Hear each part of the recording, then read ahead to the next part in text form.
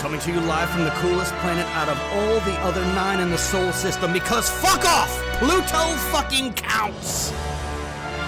It's time for Destiny Down Under.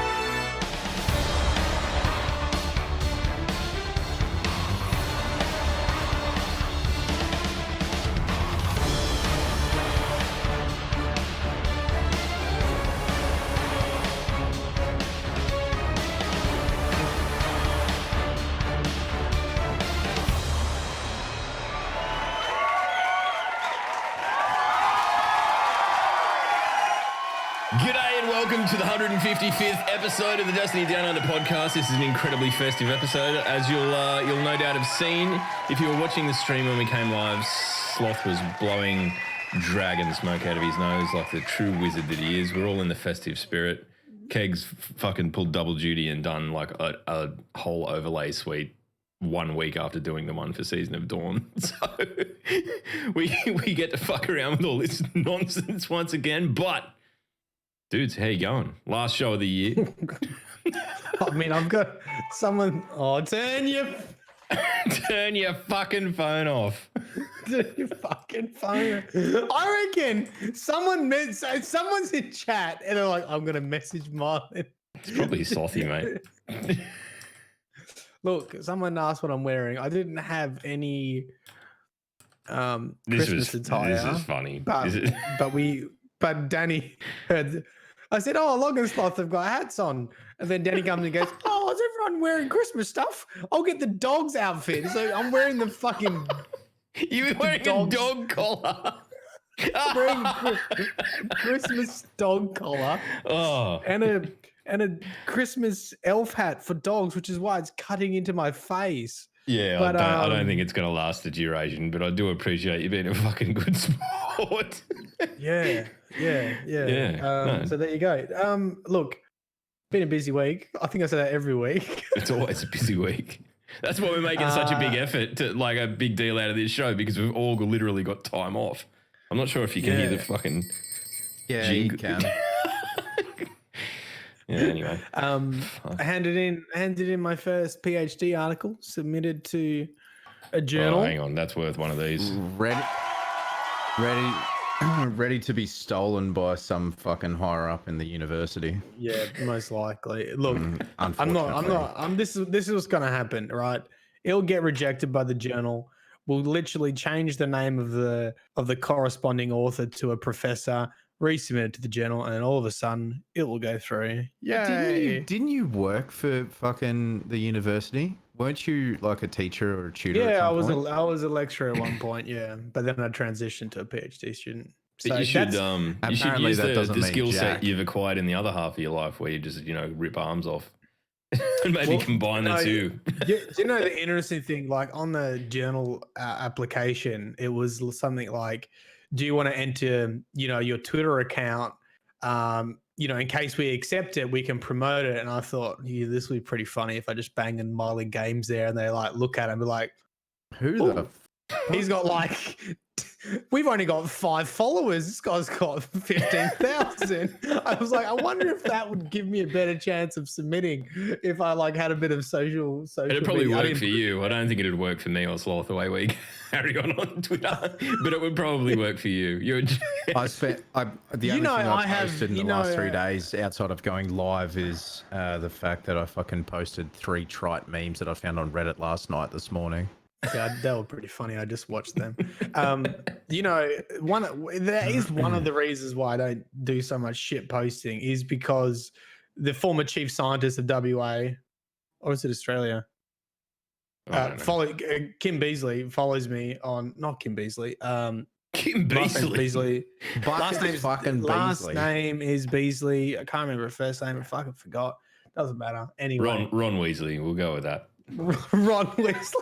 Okay. Yeah, right. It's been, and then I got sick. Of course, it's like when you have an exam and you're like, you finish and then you fucking fall ill. Yeah. So I'm sick. It's because we're all just limping over the fucking final goalpost. I was crook last week. Sloth's been crook all week. You're crook now.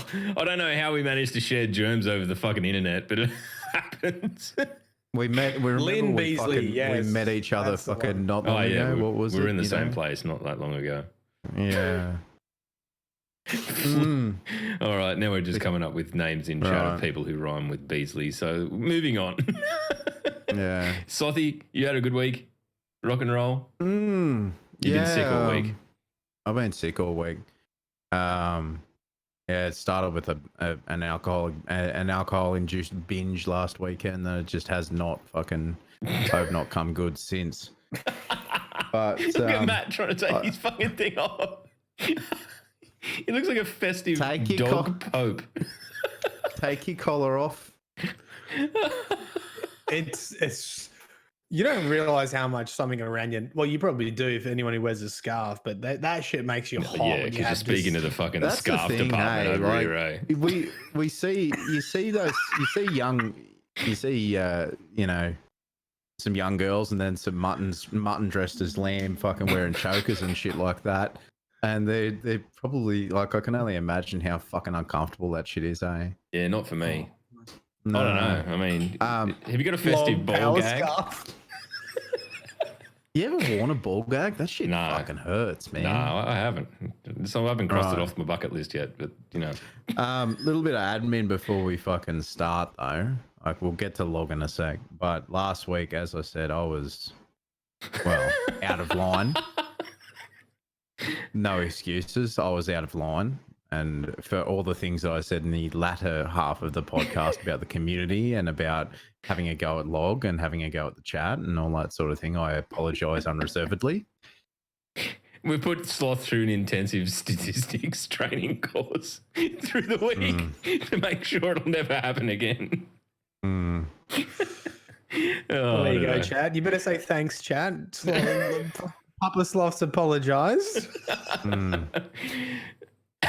Oh, shit happens, man. It's one of those things that, like, it was one of the few times that I've ummed and ahed about uploading an episode. I'm like, do I need to fucking dock this? And then I listened to it back, and it was nowhere near as bad as I remembered it being. So it's, I don't know. Fuck, whatever. Chalk it up to experience. Look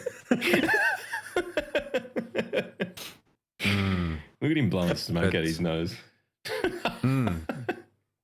Oh, outside of that, like, what have you been up to this week, Log? Not much, mate. Just finished up work for the year, so rocking and rolling. I'm actually get to have some time off now, so just gonna take it easy. And good for you. Yeah. Well, that's the plan. And I told you guys, but I want to make some recommendations if you've just sort of started your Christmas holidays or your festive holidays. Is Netflix The Witcher series? I've only watched the first episode. Fuck. Good things. I am looking forward to that. Honestly, I like. Look, I know. How many episodes Star is Wars a season? fans. 8. No, that's all right. But they're long episodes, so they're none of like this hour and a half. 24-minute Mandalorian bullshit, or then the next one's 27 minutes. Like, no, you can't get abs in 6 minutes. These are hour-long episodes. Beautiful. Watchmen's like that. I've been enjoying that. I've been digging into that through the week. I'm kind of late to it, but whatever. I want to watch that. I really want to watch that. It's good It's so far. odd. It's good. I've heard nothing but good things about it.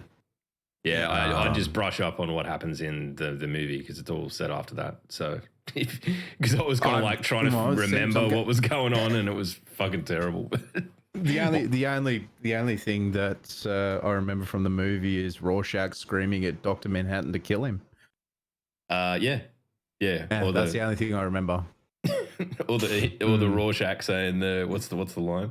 You think that I'm locked in here with you, but you're all locked in here with me. You're locked in here with me. Kills about 8 million people. It's beautiful.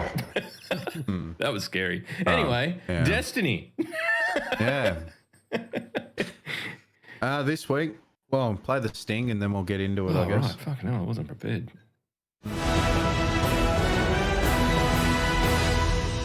There we go, preparation. I don't think you'll top last week's one where you yawned. I've got the clip of that. I might upload it after this. I'm Ron Burgundy. Go. All right.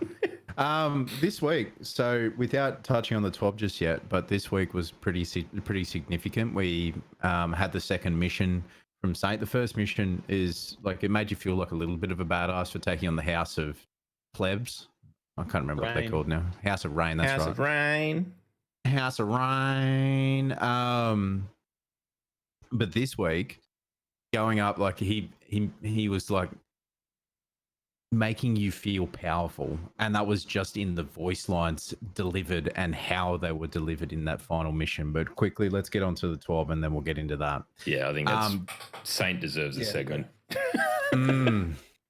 This week at Bungie, we're closing out 2019. It's been quite a year. While we continue to build Destiny 2, we began the journey to publish it as well. Since then, we've invited Guardians to master the menagerie in Season of Opulence. We've returned to the moon to reunite with a familiar friend and confront new nightmares. We repelled a Vex invasion and set off a chain of events that have currently been discovered by Guardians in Season of Dawn. And with each passing season, Destiny 2 has evolved. On top of all that, we welcome new Guardians to Destiny 2 and unified the community across all platforms with cross-save, almost all platforms, Stadia. None of this would have been possible without you, the Guardians. Thanks for sticking with us out throughout the years. It's hard to believe we find ourselves in our 5th year of Destiny. We're celebrating the end of this amazing year with the Dawning, which kicked off this week. Grandma Eva is back with a new holiday oven to bake some new shit and give cookies to people and stuff. It's I mean, it hasn't changed much since last year. The Dawning Really hasn't. But at the same time, I really enjoyed it last year, and it's kind of, I don't know. I'm going to places that I historically just wouldn't go to now. There's no need to go to, so I guess in that respect, it's kind of a good thing. But I don't know. I think the big surprise was going and giving a cookie to Riven for me. I didn't realize Riven was into the cookies. I would have thought. Here's the thing: is that what do you have to do? I only have to found give out Riven about a this cookie. yesterday. How do you Watching give Riven a cookie? So You go to we Riven. made cookies. Nick put in the code to jump straight to the Riven encounter. Lognick and I floated down. We started the encounter, floated down. There was a snow globe, like very similar to the one on the top left there on the overlay. There's a snow globe there. We put the cookie in the snow globe, and then you look back up. The room hadn't been sealed. It was just Riven just looking at you like, "Fuck yeah, dudes, thanks." Really? Yeah, and then we all died because Is that what Anon was trolling about? Was saying the 15th wish was? Yeah, it was a cookie. she just wanted a biscuit. She was just like, I think what's it called, the Thousand Eyes surprise or something. I don't know. The Maybe Thousand Eyes surprise. Yeah. Is it? Whoa! This is a PG show. No, trouser eye No, it's surprise. not. It's a fucking different thing. Yeah. You can warp to the Riven encounter and there's a dialogue, says ads. Yeah, right. Yeah, really. But she's like, It's, cheers for the cookies, mate. I didn't hear any dialogue or anything, but just like, We weren't really I don't think I've ever concentrating been in either. that encounter. I've never been in that encounter and just looked back up at her. I've always gone to the whatever room and looked back up at her, and she's legitimately just hanging on to the crystal, just like, fuck you, dudes. Thanks. And I'm Yeah. not sure if she's been like that the whole time, but it was, don't know. I mean, it was cookies- actually kind of cool. Cookies make you do strange things, man. So I wouldn't be surprised if she's just But then she killed us because, reasons, and you know, it is what it is. beautiful. Hmm. But yeah, I mean, the bis- by and large, it hasn't really changed since last year. The Not easy really, bake no. oven's just as difficult to find in your inventory. The fucking, there's still a few things that are kind of frustrating about it. But for what it is, which is really an insane source of XP and bright dust, just get in there and farm this And crap. 'cause double XP. XP. Yeah, Like, it's I was speaking to Aura. Like, Aura's the anomaly of our group. But he was saying that he's at level 96 or something on his season pass a week and a half in. Struth. I didn't Like, realize there are that. people who've already hit 100 a week and a half in. Like, yeah, Yeah. it's fucking ridiculous. I mean, But it's kind anyway. of scary that people are blasting through content that quick, but at the same time, like, it's Destiny. Like, when you think last time, how long was it before Glad was trying to help the kid get to the do Darling Karu at 999? Oh, I don't know. I think it was like 3 weeks into last season or I something. don't know. It just seems like it's gone really quick this time around. It must be because of the dawning bounties and stuff. Anyway, Yeah.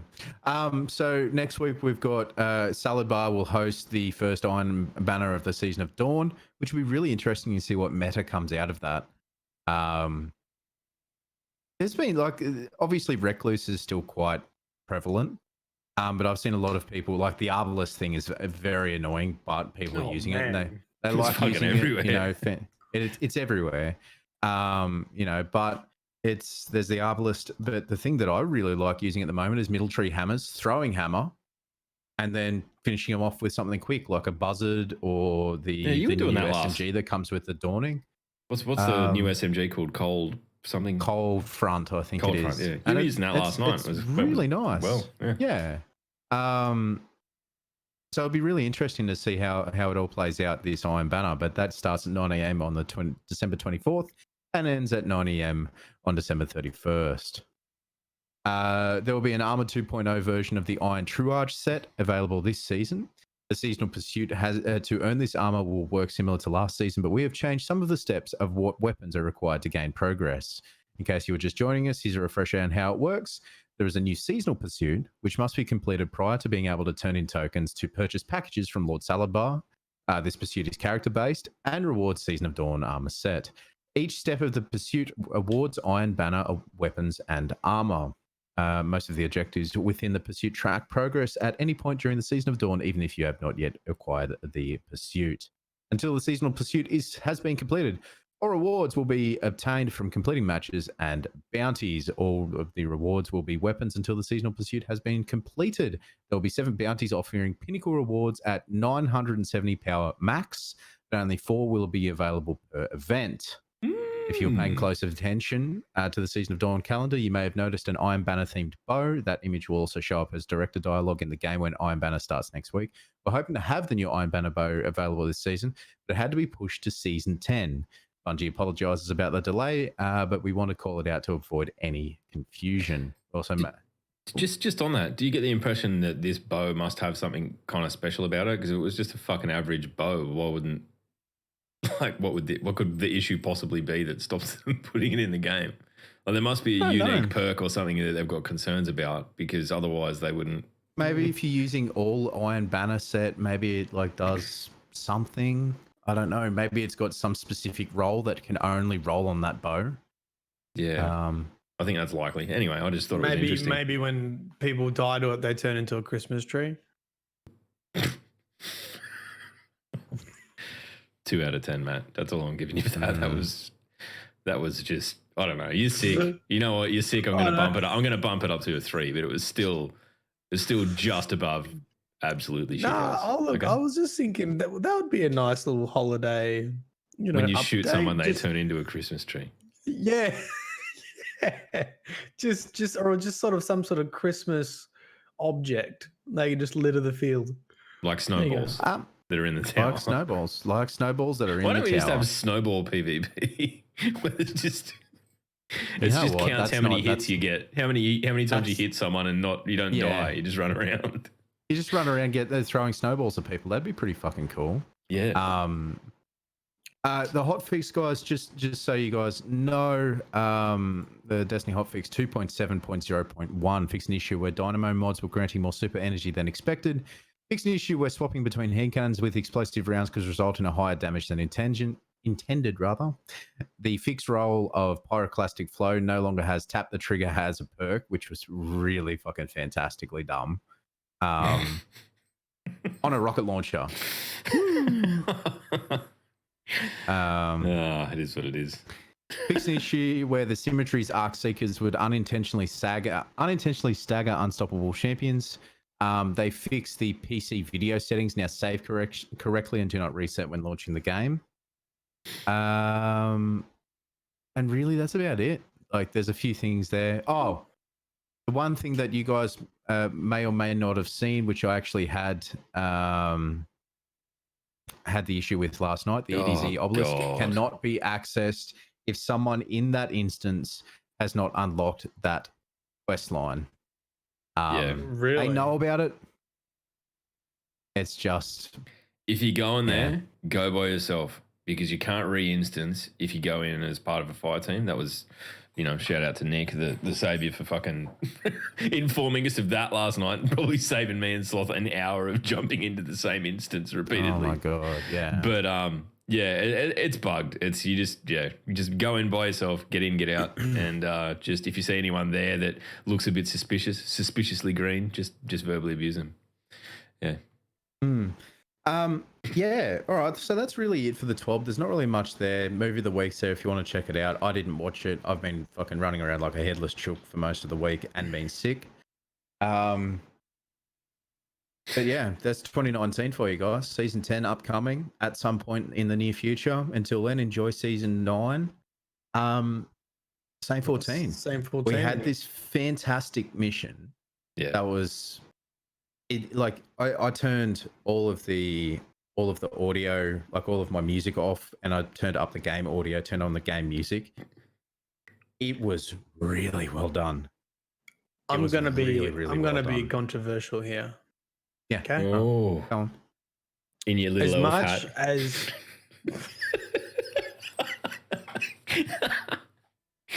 I might as well pull stupid faces because every fucking man and his dog is going to clip me doing something dumb anyway and do a zoom in on my eyes and nose. Yeah, but like we operate on the strategy that we do dumb things so consistently and all the time that it's just too much to clip, so people give up. That's the strat. All right, what's your controversial opinion?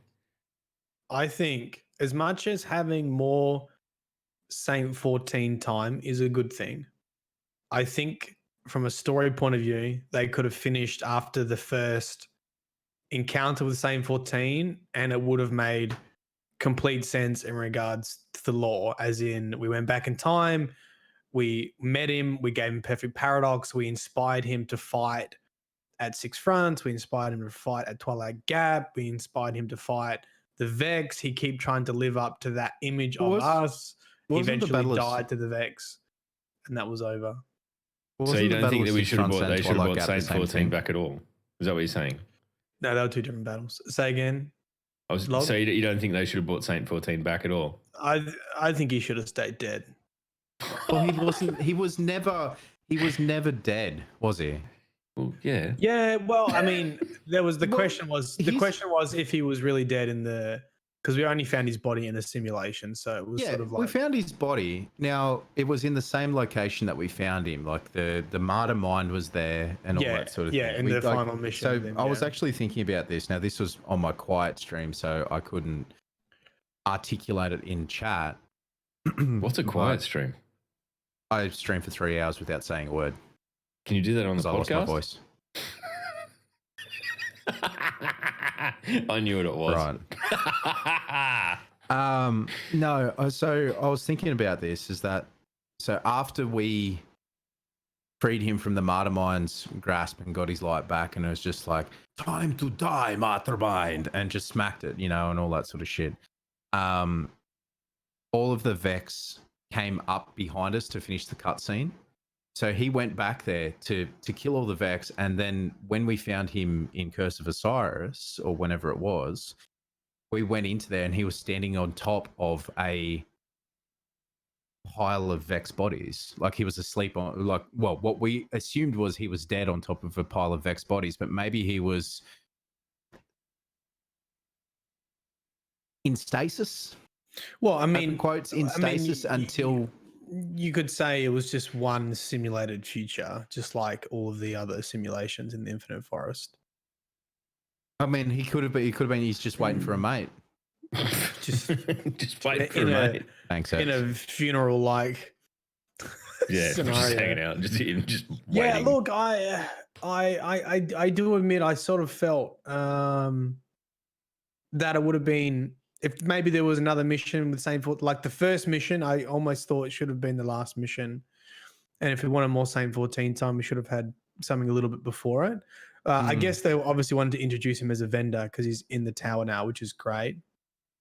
I do feel like Saint-14 in the lore is slightly different from what he is in game, and that is understandable. Isn't he supposed to be really reserved in the lore? Yeah, he's, like he's dishing out food to people in the tower, and he's not very combative for someone who headbutts everything. So he's not very combative. He's not very combative when he's seen in public, but like he's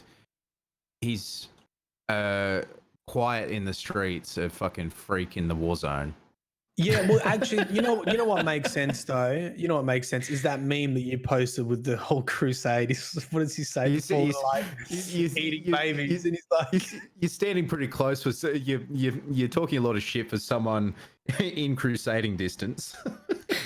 So if you think about, and I think maybe that's what explains his character maybe better, because I did see a couple people saying the same thing that was like, why is he so nice in the lore but an absolute monster in game? And I think if you think about Saint-14 like a religious crusader, where you have like the religious hat on, being nice, welcoming in refugees, putting out food into bowls, and helping the weak, and then you put like the crusade hat on, and now I'm just like a brutal murderer. Yeah.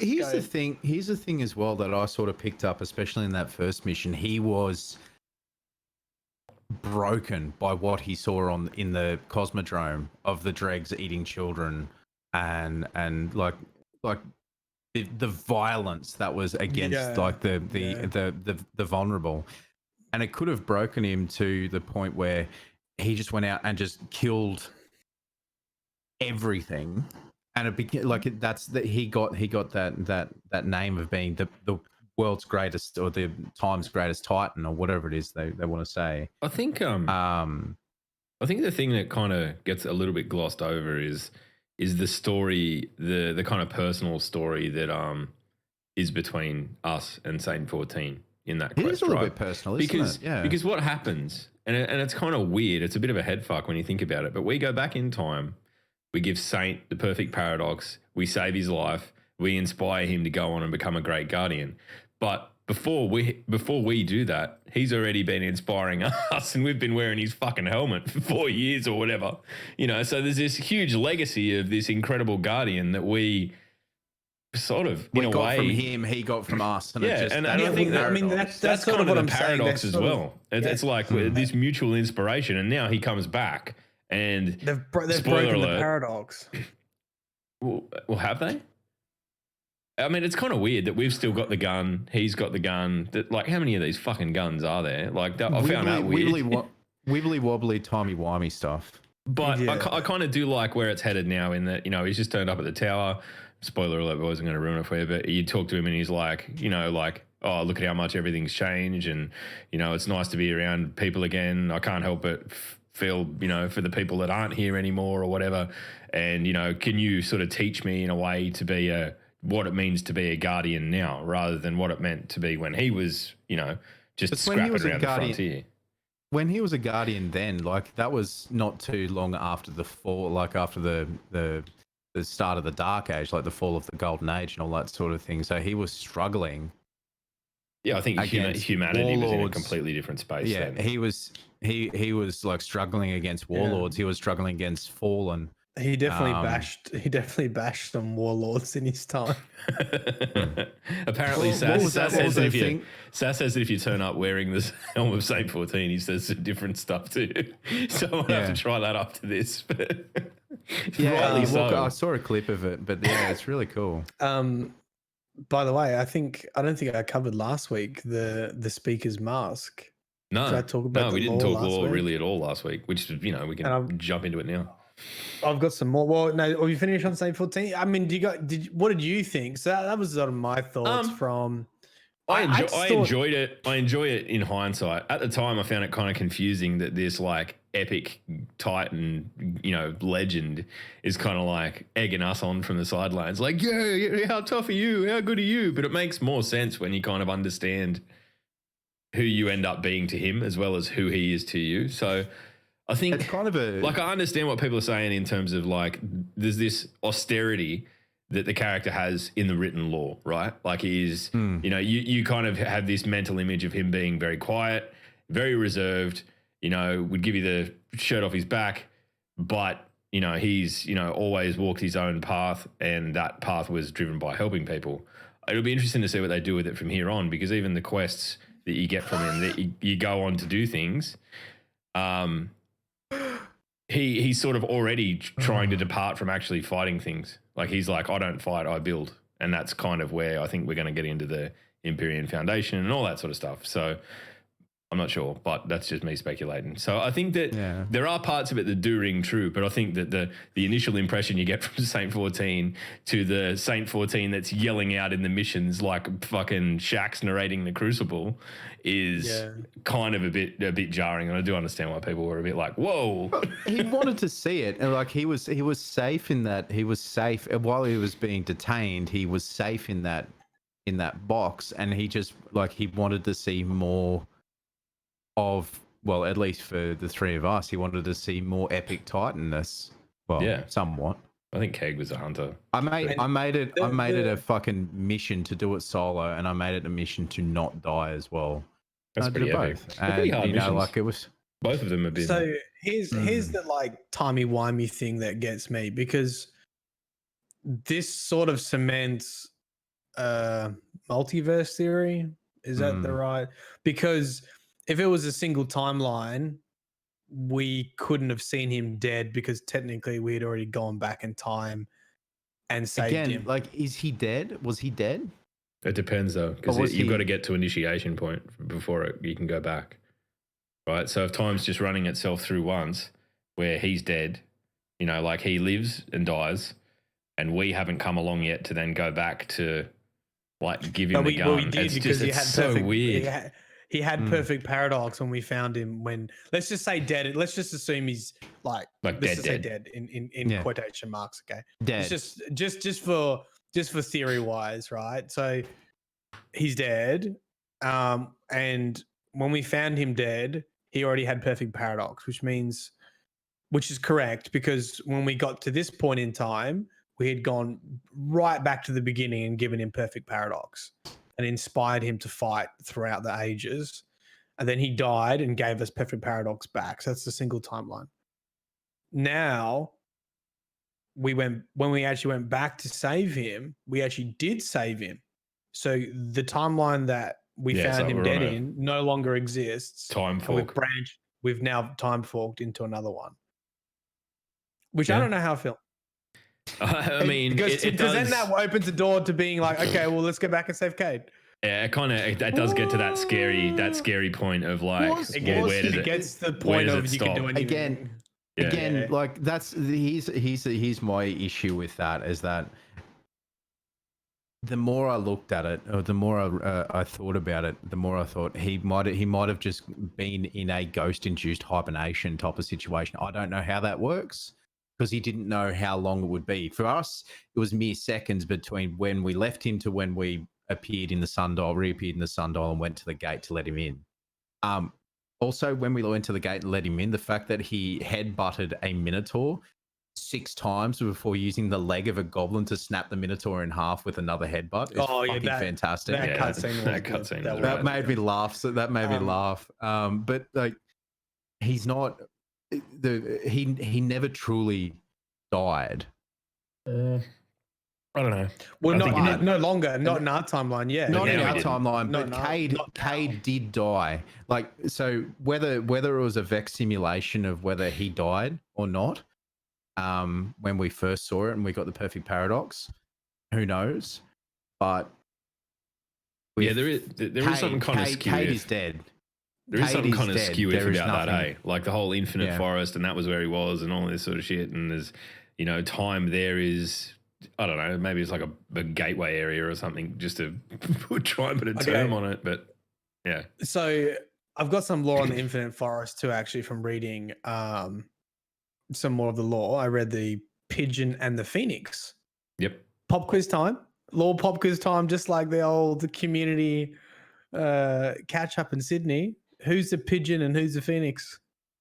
Well, the pigeon's Saint-14, the phoenix is Osiris.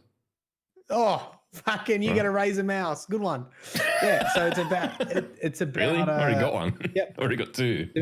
It's about Saint-14 and Osiris, and I actually think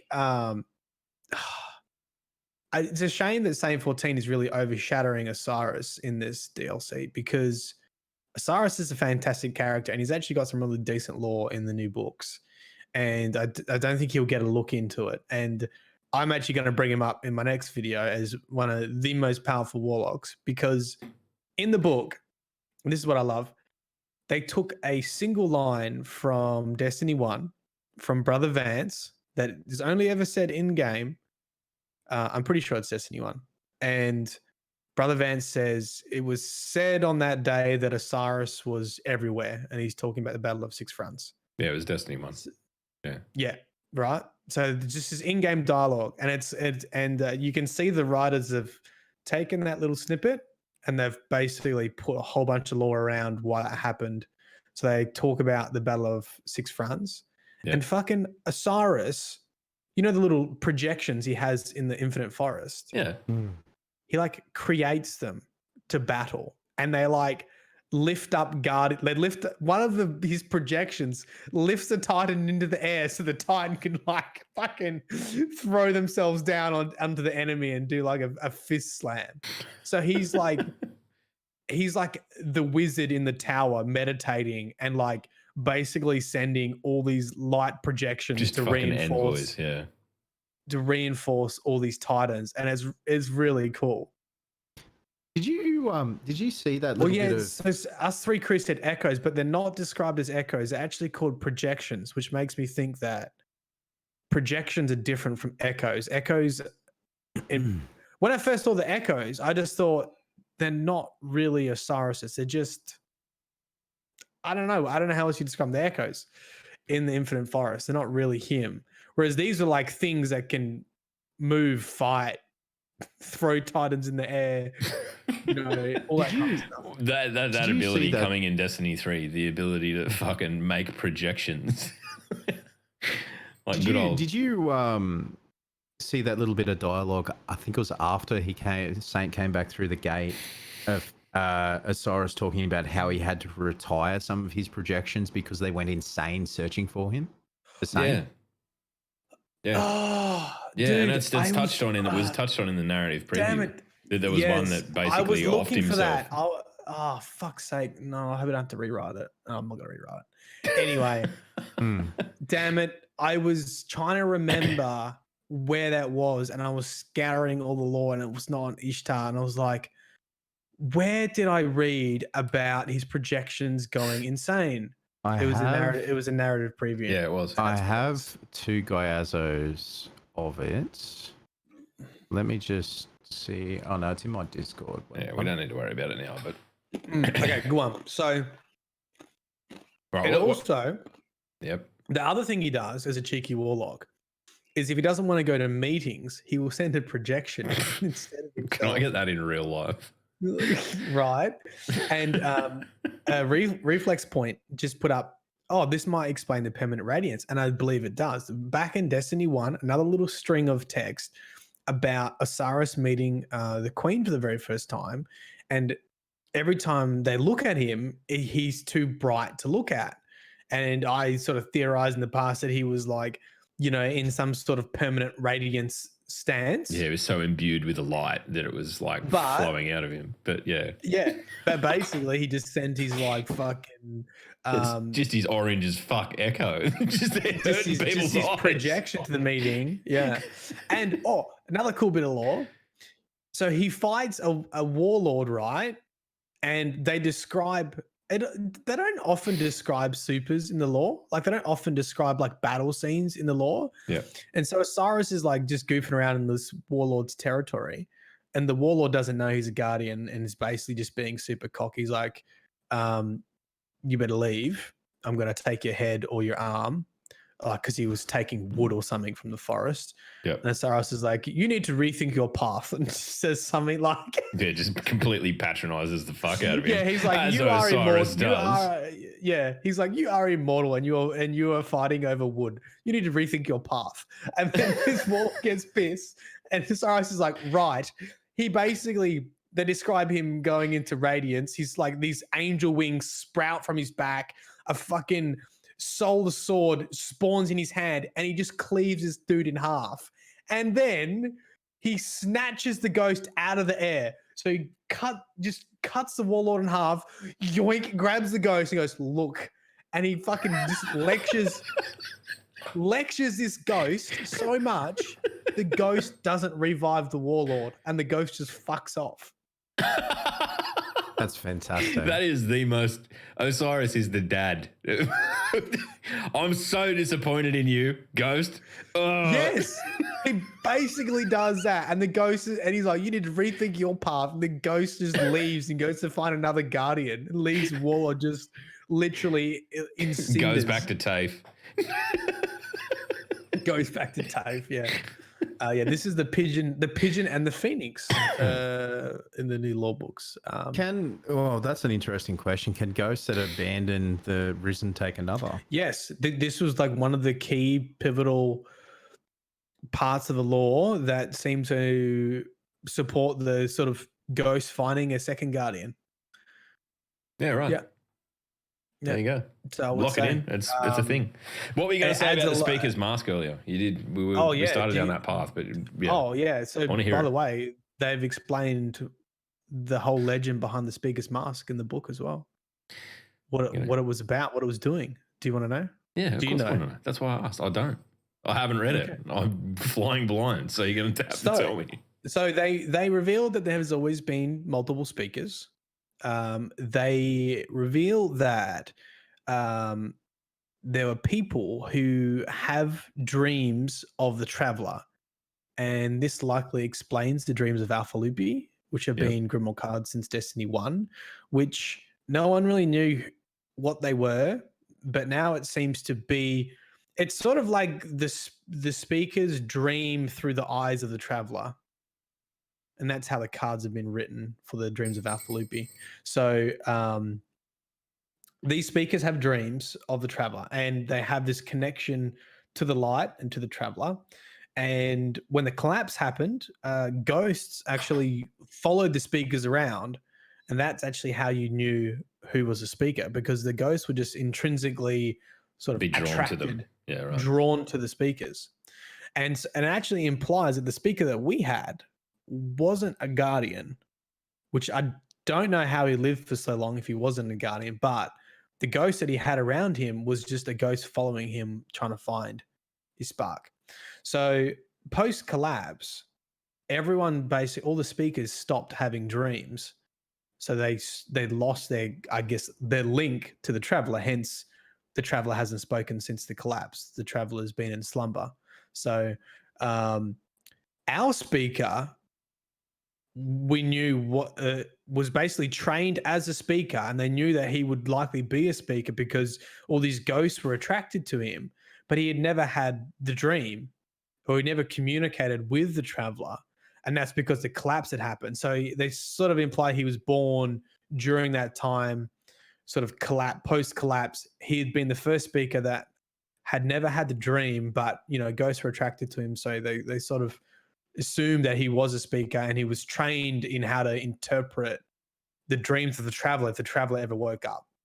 He is a shyster. Yes. I mean, but he admits as such. Like, that's probably still my favorite. After he'd been tortured for months. Yeah, but it's still one of the biggest moment in sort of Destiny 2 so far for mine. That fucking cutscene was huge. It was like everything you think you know is fucking bullshit. Yeah. I never said I spoke for the Traveler. I never said the Traveler spoke to me. Yeah. Or whatever it was. So the mask was what our speaker made to amplify the Traveler's communication. And he actually experiences his first dream when he puts the mask on.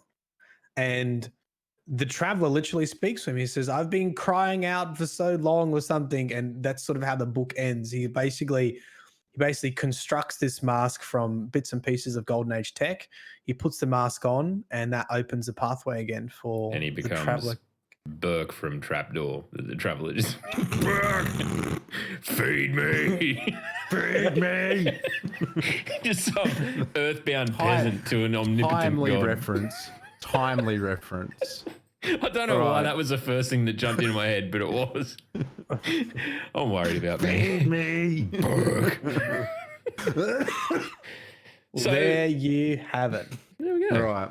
I don't know. I think all told, where we are right now, and obviously the big news of the last sort of 12 hours is that when Saint-14 turns up, he turns up in the tower, and there is a huge fucking roll of carpet coming out in front of him and enormous drapes and shit everywhere. And they basically all have trials of Osiris. Well, not anymore. Trials of whatever. Logos or logos that were associated with trials in D1 all fucking over them. They are they are distinctively not just Osiris symbols. Trials. They're trials of it's Osiris symbol. It's not trials. Trials isn't coming back, guys. Just shut up. It is a bit. It is. I think it is. Cruel, I really think it is, and I think that But that's what I'm saying. It's weird for them to put the actual trials. Because Osiris has it looks similar to Osiris's stuff, but it's not the same. Yeah, it's distinctly The different. trials It's has sort a of the shit different that evolved pattern to beside it. it. No, Anyway. Trials isn't coming back until season 11. No. How could you know that? I don't. I'm just talking shit. Can you get back No. off your microphone because it's just making me uncomfortable.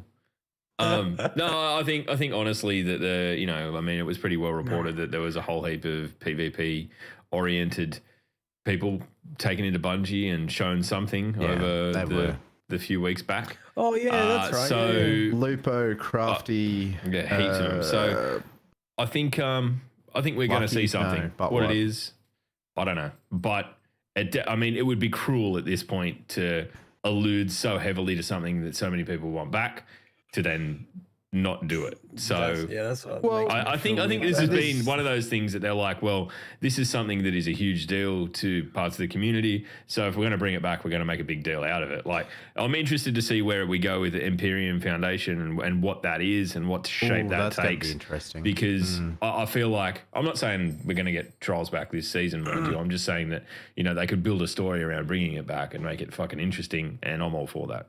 So, yeah. So go and visit Saint. Have a look. With Trials, like, without going into it too deeply, is that the meta aside, weapons, exotics, blah blah blah aside, there's a lot of people who still struggle with connection, still struggle with skill-based and connection-based matchmaking, and still struggle with cheaters. And I will take back the percentage that I said last week, which was grossly wrong. But there, like, you see it all the time on Reddit and on Twitter, and I'm sure on Facebook, but I don't have a Facebook, so. Yeah, but we always have, Slothy, and that's the thing. Like, it's, now people are outright cheating on PC, but those people in the economy of Destiny 1 would have just been fucking DDoSing people. So it's, it takes a certain type of person to go into something like that and be willing to cheat, and they're going to find a way to do it one way or another, whether it's DDoSing or fucking hacks or whatever. They're just fucking shit people. So I don't know. I mean, I understand where you're coming from, and I think there are things that need to be considered, and I would like to think that if Bungie do go down this path where it is so high stakes in terms of the game model that Trials was, where it's, one win, get out, I'd like to think that the ban hammers will be swung a bit more readily than they currently are. That's all I would ask for. I tell you what, though, speaking of PvP, as much as comp is really sweaty, comp is in such a good spot at the moment. And if they can sort of roll that on from competitive to whatever comes next with Trials. What is it? What's it? The label? The label, please, Matthew. Is it more? This is my emergency PvP discussion drink.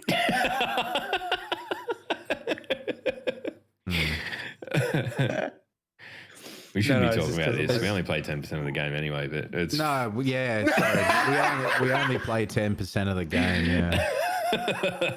We do nothing for the clan. Let's not. Let's not. So, yeah, I mean, I do understand where you're coming from. Fight around Russell Crowe with your little mate fucking, what's his boat's name? That tugboat? Tug. That's me, who's fighting around the world. You and Slav, you're literally Tug. Sloth is Tug. Hey, Actually, did maybe nothing. Come on, I Tugger. did nothing to No, you invoke didn't. this Actually, fucking yes. bullshit. Actually, yeah. Log, you are Russell Crowe, and you're just the tugboat. Fucking stop. You're Come just on, the, Tugger. the we're renaming our transport. fucking characters Log next time will we play never, COD. ever ride me, ever. Oh my Yeah. god. That's true. That's a fucking mental image I did not No. need. Well, you've got it now. But no, so we've got, like, some people went a little bit crazy with the whole trials thing, which is, you know, Well, I think it's good to see Whatever. people excited, but, you know, Yeah, I if they're think you got to ex- temper it. they really need, and when I say they, I mean Bungie really need to get 90% of it right. Yeah, I mean, I'm confident, but I I understand am that you're not. confident too. Can we quickly touch on the fact that I don't know when they did this, when they opened it up, but the fact that the Australian servers are now have opened up to include regions such as Northern Asia, the connections are not very good. Oh, that's a function of population, isn't it? It's not like No, I know it's a function of population, but it's just like even playing 7 p.m. to, I don't know, 1 a.m. It's very difficult to have a game where there's not someone who's bouncing around like they're teleporting like Goku. Yeah. yeah, well, that's connection. We're Australian. We live on the arse of the world. We just need to live with it. No, I know. How do you know we're not at the head of the world and everyone else is at the ass? I'm looking at you, Pear, in the face right now, and I know for a fact we're the arse of the world. Refute it. Refute it. But yeah, I mean, I think that's probably it for in Yeah, regards you're to not wrong. Destiny this week. Oh, fuck. This is, I mean, what else is happening? Like, are you guys going away for Christmas? What's I'm hanging around home. I'm not doing anything this year. I'm not going off, anywhere. I'm off for a no. couple of weeks Neither. from yesterday, so I'm just taking it easy. I'm going to work on music. I've got shit lined up. You know, like I'm shocking for starting things and never finishing them. So I sort of made a fucking plan to circle back and finish some of the things that I've fucking started. So I'm going to try and do that. Yeah, But that's beyond it. that, I don't know. What we'll do. We'll open up the chat. If there's anything anyone wants to have a yarn about, please lay it on us. And we'll shoot the shit for a bit. We'll just fucking chill out. What about you, Slothy? What are you doing? You hanging around, We're not doing it. Like, we're going out for dinner tonight and going and watching Star Wars. So I'm pretty excited for that. The girls are coming with us, which is good. We haven't had a going out family dinner for a while because they just don't want to go out with me because apparently I'm embarrassing in public. No, I mean, understandable. But no, so we're doing that. I was going to next make a week- joke then, but they were all way too harsh in my head. So I just left and was like, no. It must have been fucking harsh if you just left him. But no, we're doing that, and then we're Christmas Day. We're doing a big fucking turkey bake and all that sort of thing. Mr. Green 16, thank you for 10 months, mate. Wow, that's commitment. You are wasting your money. Stop Right. it. Go and buy yourself a beer. Yeah. Christmas Day. What will we be playing on Christmas Day? I'll be playing Drink the Beer. I'll be playing Sleep, probably. I'll probably be playing, try to install new hardware components into PC without fucking smashing my PC on the fucking floor. Matty. God. Oh, man. You know what you got to do? You got to have, maybe leave it until Boxing Day when more of the boys are around because I'll just like sanity check every step of the process with Eds and Nick via a fucking Twitter DM. I'll be like, oh, I rub my feet on the carpet, then touch it like this, don't I? Yeah, that's how you charge it up. That's how you boom. You got to do that, otherwise it won't work, man. It'll be fucked otherwise. Yeah. So what else has happened this week? Something for me that I noticed as well is that I know you guys may not. I don't think you guys watch Rooster Teeth content at all. I watch a lot of Funhouse content, like a lot of it. I don't understand Rooster Teeth. Like, I know the name, but I don't know where this comes from. I haven't thought about it since Red vs. Blue, really. Red versus Blue was Rooster Teeth, but I watch a lot of Funhouse content, which is an offshoot that's based out of like Alana Pierce works for them. Rahul Kohli from iZombie, you know, like they've worked together and all that sort of thing. But more and more people are leaving that company, and it kind of puts me a little bit on edge to see how much longer that company's going to be around for. And it really sort of begs the question of, is YouTube killing off mid-size, you know, you've hit the fucking MCNs. button over here. Yeah, go on, mate. Whoever tagged me in it, thank you so much. I can't remember who it was, but I just saw a tweet from Dan TDM. Do you know that YouTuber? He's got millions of subscribers. Anyway, he just said, "Oh, I've just got off the phone, or just got speaking to my YouTube manager, and basically said if you need to manually update all of your videos for either for kids or not for kids by the end of the day, or the algorithm's going to do it for you." What? You're kidding me. But he also tweeted, you can do them on all your videos, YouTube settings, channel, advanced settings, audience, and you can do it that way. Oh, so it's one button then, really. So Yeah. YouTube is, again, it's going down the wayside. Well, I mean, it's been going down the wayside for a while, but even people like it's circling the plug hole at the moment. That's why it feels. I'd say that it's circling the plug hole, but one big piece of news that came out this week, or like towards the end of last week, is that PewDiePie is taking A break. an extended break from January onwards. He's the second biggest YouTuber on the platform, and he's taking an extended break. Now, he's been at it nonstop, day in, day out, since however long, but the stress of YouTube and demonetization and all that sort of thing, it's even getting the big dudes. I've done it. My channel is not for children. Really? But it kind of is. What do you do? Don the Demon, thank you for the 2 months. Log. Yeah. You are like, his streams are not for children. Oh, yeah, No, right. Yes. No, I do not. Yeah, you don't even fuck with it, man. You They're listening, Log. Right, okay. No, sorry, man. Who's the biggest YouTuber? What was that fucking shit with PewDiePie? Who was he fucking going against for biggest YouTuber in the world? Oh, T-Series. Fucking T-Series. Who gives a shit. Anyway, According to Forbes, that Ryan's kids' toys reviews fucking brought home. Yeah, really.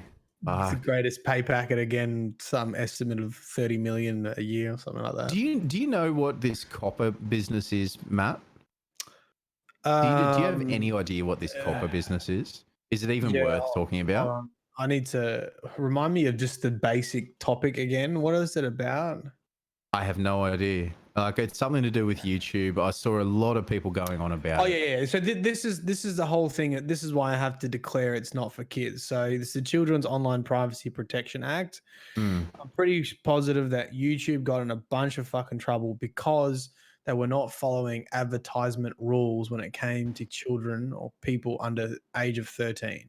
So essentially they were showing adverts to accounts that were under 13, and that was against, I don't know if that's exactly what copper is, or if this is like a side topic of copper, or if this is more FTC stuff.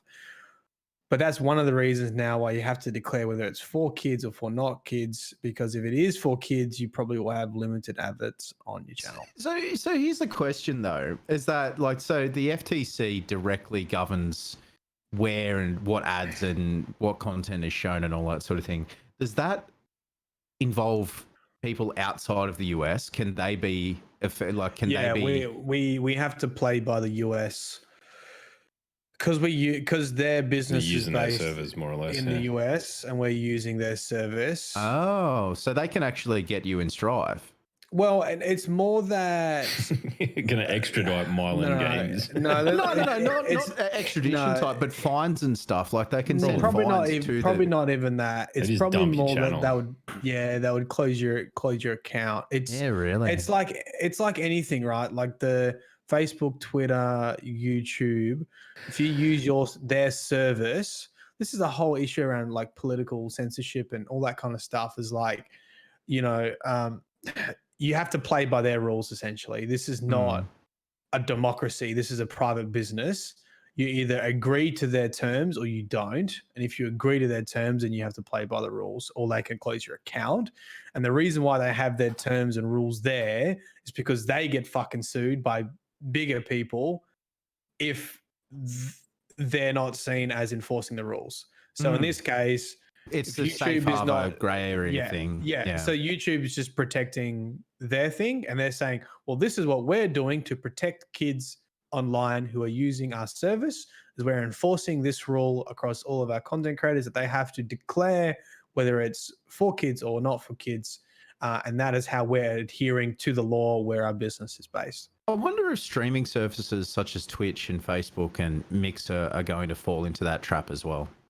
Well, you've already got the mature warning that you can place on it. Mature warning is like that's that, but they might make it compulsory. They might make it like every time you start streaming, you might have to tick a box whether it's friendly or not. Don't know. Yeah. Sorry, Log, are we boring you? No, not really. Just reading some other stuff. Yeah. No, it's going to bring a book next time.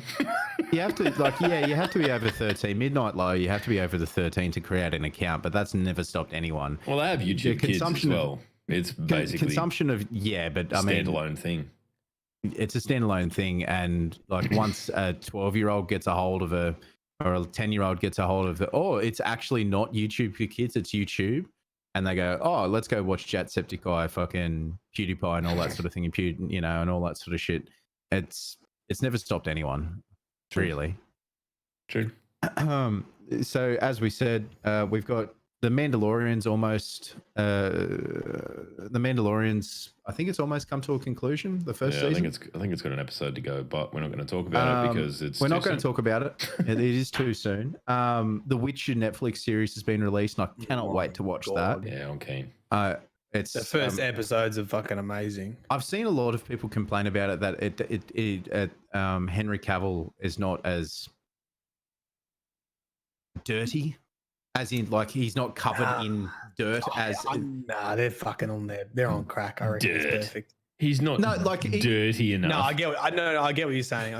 But no, because I know what you're talking about, Sullivan. Is this when they very first released it? When they they gritted him up way more. Like they just took him out the back and poof. Yeah. Well, in that first screenshot, it's not his like hair looked like it was made out of plastic. Yeah, it's not like that anymore. Yeah. He doesn't have that, like, it looks like a wig, pure white hot hair. It's more grayish. I thought you were going to say something else there for some reason. Yeah, right. There you go. Rick and Morty season 4 on the 22nd. Yeah, cool. If you're into that sort of thing, there's a lot of shows, a lot of good shows. I've been watching Line of Duty. I know that's not for everyone, but it's like a police anti-corruption, British police anti-corruption TV show. Really good. But I'm a dad, so I like shows like that. Yeah, well, you are embarrassing in public, apparently. I know that feeling, man. My kids look at me the same way. What do? I bet you just talk to people. Do you like have a fucking big conversation with the cashier every time you go to the shops or something? No, so I went down to, there's a Indian restaurant that we go to near here, and like it was just my daughters and I, because Lindsay was out. I think she was at a Christmas party last year or something like that. And we were walking over to it, and there was a fellow walking towards me with his food in his hand. And I was just like, "G'day, mate. How you going? You having some Indian food and all that sort of thing?" And just fucking talk to him for about 10 minutes. And my daughters are standing there behind me going, "Oh, for fuck's sake." I'm standing there talking to this random bloke, and he probably wanted to go over and get his food in, but I was just like, I was being a fucking pest. I had Isla convinced that I knew everyone in Newcastle for about 6 months, because I just said to her, she's like, I said g'day to someone, just I think it was a daycare or something. I was walking through the gate and someone was just coming the other way. I'm like, g'day, mate, how you going? He's like, oh, good, mate, yourself? All right. And I was like, do you know that guy? I'm like, yeah. Didn't know him from a bar of soap. So whenever we'd be walking around, down Coles doing the groceries or whatever, I just randomly say g'day to just, g'day. Go, mate. There you go. And then I'll be like, who's that? And I just make up some bullshit story. Oh, that's Steve from fucking he Reefton lives Lakes. 3 streets over. As if I'm like the most antisocial person you'll ever meet. Same, That's like when I said good day to young Khan at fucking. Oh, that was funny. That guy did look like he was dead ringer. I don't know what he thought he was doing in young Melbourne. Khan? Oh Yeah, there was a God. guy that was a dead ringer for young Khan walking into Pax, and Pax Matt's like, is that fucking young Khan? I said, g'day, mate. G'day, mate. And this guy was just so fucking confused. It was. What was that thing? You and I were walking past this fella when we went to Sydney for the first time, and you thought it was Briggs. And We worded him up. We told him it was. Oh yeah, we did that. Oh, You why got did a I bat. do that? Because you're an idiot. If you're ever anywhere with Matt, just tell him that someone that's nearby is a famous person that he doesn't walks quite up know to- what they look like, and he will go up and introduce himself 100%, and whether they are the correct person or not. He walks up to this fella and goes, "Are you Briggs?" He goes, "Nah, mate, nah." Ugh. Oh, fucking Yeah. hell. God damn And it. then, and then he said g'day to Keg when we were at the thing. And then you came back and circled back and you were like, I didn't realise it was you. So you don't recognise the people you should. My facial recognition's broken, I think. Yeah, I think so. I think you're going to need to, over the off season, you can get it fixed. Oh, all right, boys. I suppose I think we're there. the last thing that I want to fucking touch on as well is that I finally got past. I got assessed, and I am able to do a bastardized version of BJJ in the new year. Oh, wow. Yeah. Ooh. Yeah, it's a bastardized version. It's very, very dumbed down for me with a crook back and a fucking no leg, but Yeah, there'd be no leg locks. Well, yeah. go for a leg lock and it Legitimately. just fucking pops off. Oh, the old figure 4 out. What? Oh, my leg. Oh, look, I saw this. That's cool. I want to get back to that. But before I forget, another Destiny podcast. If you could change one Destiny character to talk like an Aussie bloke, who would you choose? Zavala. Yeah, I was thinking Zavala too, because he's so short tempered. I think he would be like, Yeah. cheers, cunt. And then He'd be like- there's so, Come on, Bill man. Pickle, thank you for 2 months, mate. I'm gonna go with Hawthorne. Just because her dialogue just Yeah, infuriates me anyway. How's the clan going, mate? How's your clan going? like, yeah, You took out Gaul, you saved the Traveller. Fucking on hell, you, you've done mate. well, mate. Good on you, Hawthorne mate. is the last train home from the CBD with the fucking that friendly drunk person that won't shut the fuck up on sitting next to you. Yeah, g'day. How's your night been? You're like, How's your "Fuck night been? off." Oh, where are you from? Where are you from? I hear never you fucking doing this. great things. Yeah, what are you up to? Oh yeah, no, I hear good things. Fuck I off. hear good things about your clan.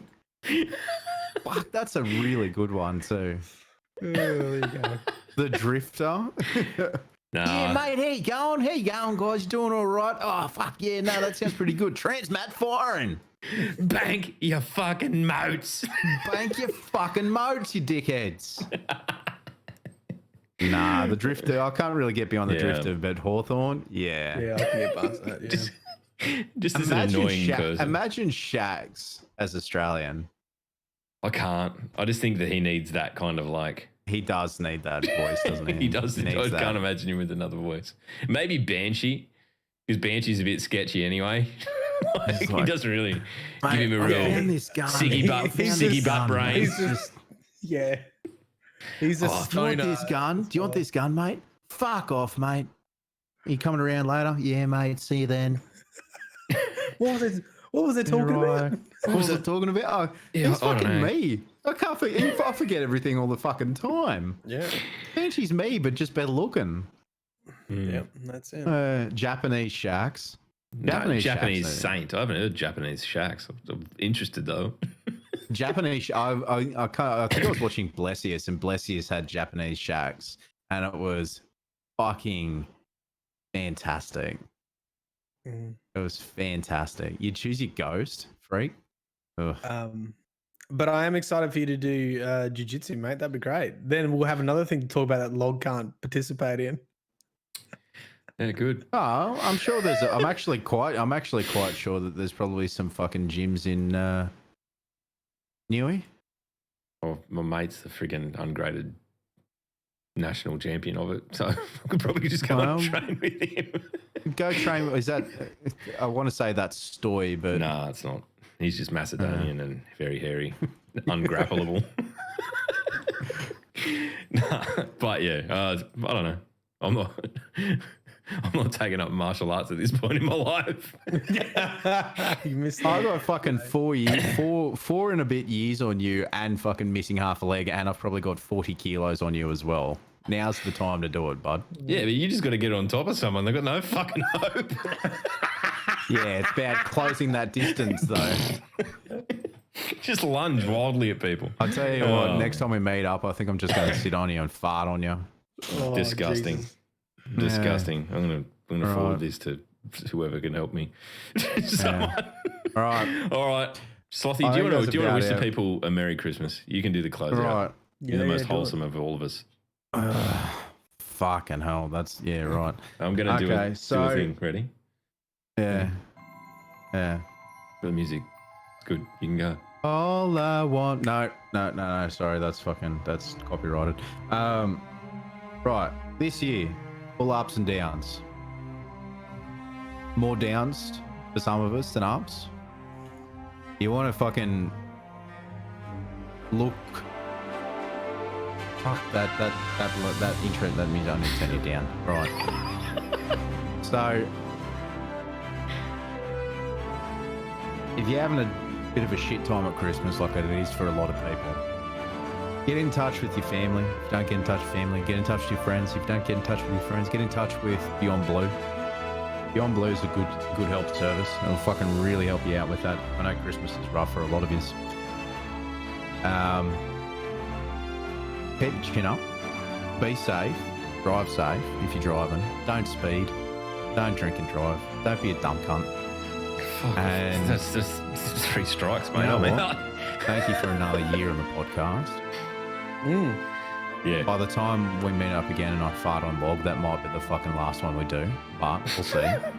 And I don't know. We got through last week. yeah. Cheers, cunts. Oh, here we go. Here we go. Yay. Have a good Christmas, everybody. Don't Yeah. do drugs. Oh, Happy and Christmas. don't do Merry New actually, be safe. Just Do what you want. do what you got to do, but just be responsible about it. Some drugs illegal in the US. Do what you want, just don't be a fuckwit. That's all we can ask, really. Don't be a fuckwit. Just Yeah, don't be a that's the flog. main thing. All right, Matt. What's finding people in the new year? What's going on? Season the law 10. will find you. Oh, mate. These are getting worse. Behind the speaker's mask. I don't know. That's a bit shit, isn't it? Behind the speaker's dress. Oh, do you mean my next law video? Or do you mean Sure. no. I was just trying to get you to sign off. But before we do, Nick's just raised a very valid point. We're off for a couple of weeks. We'll be back when we're back. We'll probably just miss a week. No one After I what we get my normally do. fucking tattoo done. Oh, Fucking hell. no one needs to Oh. see your tattoo. This is Oh, good. fuck, everyone get out. Get out of the chat. Get This out. is Get, this is go. shambolic. There's going to be a raid. Stay around. Okay, don't leave. Stay around. Matt, go and have a fucking Captain Morgan. Sothy, Oh, you look we like are. you've got just a beanie on. Doesn't look like a Christmas hat at all. It's been bothering me for an hour and a half. Everyone in chat, you good eggs. I appreciate you. I love doing this fucking stupid podcast every week. The law will find you on an alt Twitter account. Anyway, I'm off to go and play my favourite 10% of the game. See you next year.